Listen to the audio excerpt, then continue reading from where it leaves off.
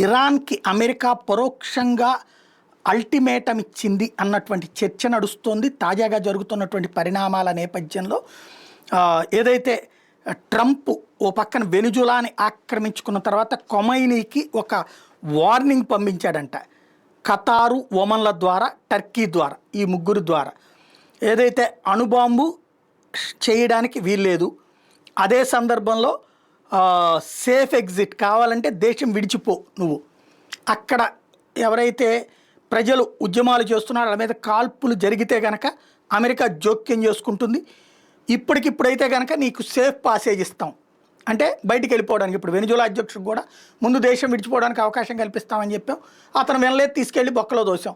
అట్లాగే కొమైనీనైనా చేస్తాం అంటూ వీళ్ళ ద్వారా కబురు చేశారు అన్నటువంటి మాట ఇప్పుడు తాజాగా చర్చకు వచ్చింది. అంతర్జాతీయ మీడియా అదే హైలైట్ చేస్తుంది. ఏదైతే